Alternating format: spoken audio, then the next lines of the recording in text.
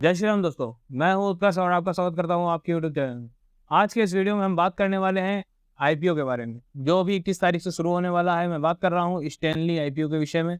बहुत से लोग इसमें इन्वेस्ट करने के लिए इच्छुक हैं, तो आज के इस वीडियो में हम सब समझेंगे कि इस आईपीओ में आपको इन्वेस्ट करना चाहिए, नहीं करना चाहिए, पैसा आपका डबल करेगा या फिर ये आपको घाटे का सौदा होने वाला है। तो पूरा देखें वीडियो, शुरू करते हैं आज का वीडियो। ये कंपनी 2007 में शुरू हुई थी। Company luxury, super premium, ultra luxury furniture manufacturing करती है और उसको सेल करती है। किस ब्रांड के अंडर में? स्टैनली ब्रांड के अंडर में। कंपनी के प्रोडक्ट्स की तरफ एक नज़र डाल लेते हैं। कंपनी के अगर प्रोडक्ट्स की बात कर लेते हैं, यहाँ पे इसमें सीटिंग प्रोडक्ट्स आते हैं, जैसे कि कुशनिंग हो गया, सोफ़ा हो गया, चेयर हो गया। इस तरीके के जो सीटिंग प्रोडक्ट्स होते हैं वो कंपनी बनाती है, डिज़ाइन करती है। केस गुड्स हो गया, कंपनी जो है किचन के जो केस होते हैं, वुडन केस जिसको हम कहते हैं, उस तरीके के केसेस भी बनाती है और उनको डिज़ाइन करती है। कंपनी किचन एंड कैबिनेट्स, यहाँ पे कैबिनेट्स बनाती है जो किचन में आपने देखे होंगे, अधिकतर किचन में काम आते हैं, या अदर आपके जो घरों में कैबिनेट्स काम आते हैं जिनमें आप सामान रख सकते हैं, उस तरीके के कैबिनेट्स भी कंपनी बनाती है। बात कर लें, कंपनी मैट्रेस बनाते हैं, बेड्स बनाते हैं। कंपनी ऑटोमोटिव के बिजनेस में भी यहाँ पे अपने प्रोडक्ट्स बनाते हैं और डिज़ाइन करते हैं, और अदर कई प्रोडक्ट्स ये डिज़ाइन करते हैं, बनाते हैं और उनको सेल करते हैं। कंपनी ने 31 दिसंबर 2023 में कंपनी 38 कंपनी को ओन करती है, उनको ऑपरेट करती थी। और कंपनी की जो लोकेशन है वो मेट्रोपॉलिटन सिटीज़ में है, जिसमें कंपनी की अगर हम बात करें तो 24 फ्रेंचाइजीज कंपनी ओन करती है और ऑपरेट करती है 21 सिटीज़ में। 11 स्टेट्स और यूनियन टेरिटरीज में कंपनी का एक बिजनेस फैला हुआ है। आगे एक नज़र डाल लेते हैं कंपनी के फाइनेंशियल्स के ऊपर। कंपनी का अगर हम फाइनेंशियल्स की बात कर लें तो यहाँ पे जो इसका एसेट देखने को मिलता है वो मार्च 21 में 346 करोड़ 52 लाख, मार्च 22 में 22 करोड़ 15 लाख, मार्च 23 में 458 करोड़ 19 लाख और दिसंबर 23 में 581 करोड़ 54 लाख का इसका एसेट देखने को मिलता है। एसेट को अगर हम देखें तो यहाँ पे मार्च 21 में एसेट 346 करोड़ था, मार्च 22 में वही घट के 22 करोड़ रह गया। वहीं पर अगर मार्च 23 की बात कर लें तो 458 करोड़ और दिसंबर 23 की बात कर लें तो 581 करोड़। कंपनी ने एक बड़ा यहाँ पे गैप डाउन देखा था मार्च 22 में, और उसको इन्होंने कवर करते हुए यहाँ पे मार्च 23 और दिसंबर 23 तक एक अच्छा नंबर लेके आए। आगे बढ़ते हैं, रेवेन्यू की बात कर लें तो मार्च 21 में 201 करोड़ 71 लाख, मार्च 22 में 297 करोड़ 76 लाख, मार्च 23 में 425 करोड़ 62 लाख और दिसंबर 23 में 322 करोड़ 29 लाख का रेवेन्यू देखने को मिला। साथ ही जिस तरीके से रेवेन्यू मार्च 23 से दिसंबर 23 में घटा है, ये थोड़ी सी सोचने वाली बात है। आगे बढ़ते हैं, प्रॉफिट आफ्टर टैक्स की बात कर लें तो 1 करोड़ 92 लाख मार्च 21 में, मार्च 22 में 23 करोड़ 22 लाख, मार्च 23 में 34 करोड़ 98 लाख, वहीं दिसंबर 23 की बात कर लें तो 18 करोड़ 70 लाख। तो प्रॉफिट आफ्टर टैक्स लगातार बढ़ रहा है, ये एक अच्छी बात हो जाती है। जहाँ पे दिसंबर 23 में अगर हम बात करें तो थोड़ा सा कम दिखा। नेटवर्थ की बात कर लेते हैं तो मार्च 21 में 182 करोड़ 93 लाख, मार्च 22 में 199 करोड़ 76 लाख, मार्च 23 में 216 करोड़ 50 लाख और दिसंबर 23 में 237 करोड़ 21 लाख की नेटवर्थ देखने को मिली। नेटवर्थ लगातार बढ़ती चली जा रही है, ये एक अच्छा पॉइंट हो जाता है। टोटल बोरोइंग की बात कर लेते हैं तो मार्च 21 में 25 लाख का इसके ऊपर कर्जा था, मार्च 22 में बढ़ के 6 करोड़ 9 लाख का हो गया, मार्च 23 में 9 करोड़ 37 लाख का हो गया। वही डेटा दिसंबर 23 में बढ़ के 30 करोड़ 90 लाख का हो गया।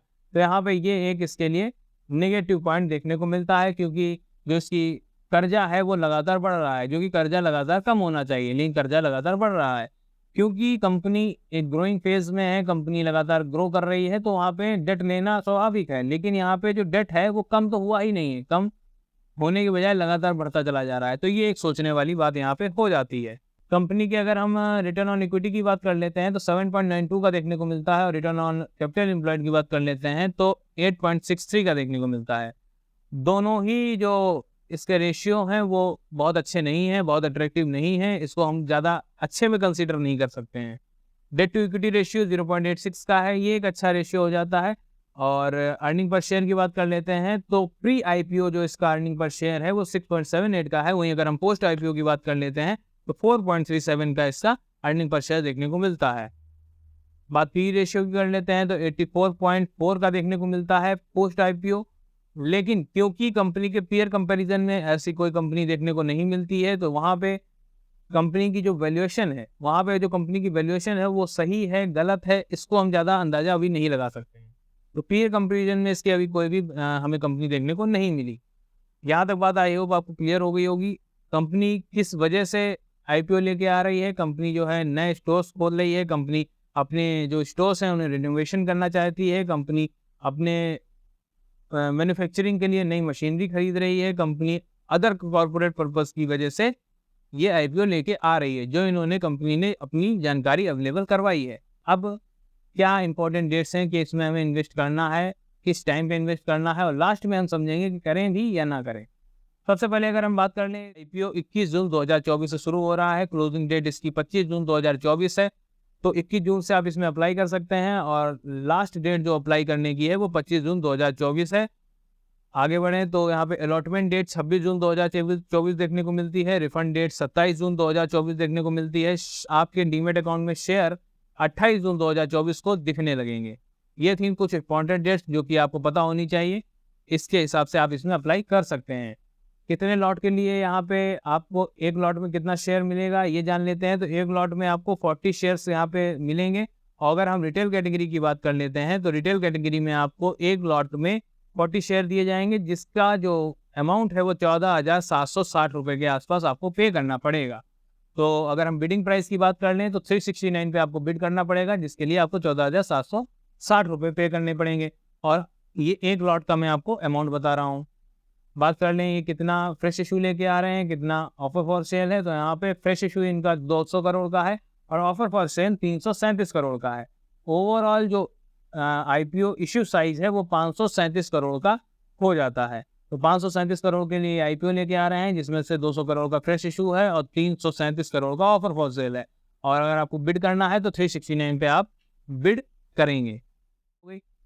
अब बात आ जाती है कि इस आईपीओ में हमें इन्वेस्ट करना चाहिए या नहीं करना चाहिए। देखिए, मैंने आपके सामने सारी डेटा रखा, सारी कंपनी की जो कुंडली है मैंने आपके सामने खोल के रख दी है। कंपनी क्या वर्क करती है, किस तरीके का मैनेजमेंट है, किस किस सेक्टर में ये वर्क करती है, क्या क्या एरिया है इसके बिजनेस का, और क्या इसका फाइनेंशियल्स बोलता है, क्या इसका फंडामेंटल बोलता है, और टोटल चीज़ें मैंने आपके सामने रख दी। अब यहाँ पे बात आ जाती है एक लास्ट बात, ग्रे मार्केट प्रीमियम इसका क्या बोलता है। जो ग्रे मार्केट प्रीमियम बोल रहा है तो 43.9% का इसका ग्रे मार्केट प्रीमियम है, जो कि आज की डेट में ये चल रहा है। आने वाले समय में इसका रिस्पॉन्स क्या रहने वाला है, ज़्यादा है, कम है, उसके बाद इसका चेंजेस होते रहेंगे। इसके लिए आपको क्या करना है, अगर आपको ये सब चीज़ें जानकारी रखनी है तो इसके लिए आपको हमारे कम्युनिटी पोस्ट से जुड़े रहना है, जिसमें ये सब चीज़ें अपडेट होती रहेंगी कि इसमें ग्रे मार्केट प्रीमियम क्या चल रहा है, क्या होने वाला है, क्या नहीं होने वाला है।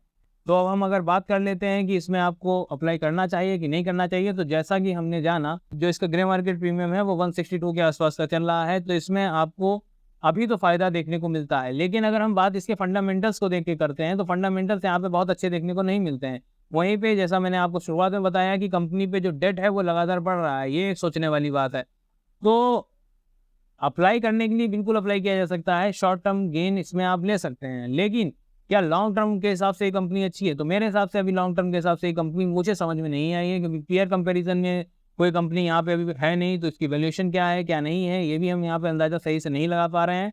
दूसरा, कंपनी पे डेट लगातार बढ़ रहा है, तो इसलिए भी बढ़ रहा है क्योंकि कंपनी लगातार अपने काम में ग्रो कर रही है, कंपनी लगातार अपने आप को एक्सपेंड कर रही है, इस वजह से कंपनी में डेट बढ़ रहा है। लेकिन ये हमारे लिए एक सोचने वाली बात होती है, क्योंकि हम अपना पैसा लगा रहे हैं तो उसमें सब चीज़ें देख के तभी पैसा लगाएंगे।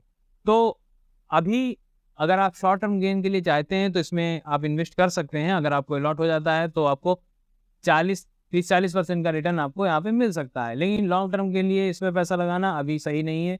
और मैं तो यही कहूँगा कि आप थोड़ा सा रुकिए, जब कंपनी लिस्ट हो जाती है तो सारी चीज़ें यहाँ पे क्लियर हो जाएंगी कि कंपनी किस तरीके से वर्क कर रही है। आपका क्या मानना है इस कंपनी को लेके, इस आईपीओ को लेके आप क्या सोचते हैं, मुझे कमेंट बॉक्स में जरूर बताइएगा। जानकारी पसंद आई है, वीडियो अच्छा लगा है तो लाइक करिए, चैनल को सब्सक्राइब करिए, दोस्तों के साथ शेयर कर दिए। मिलते हैं नेक्स्ट वीडियो में, धन्यवाद।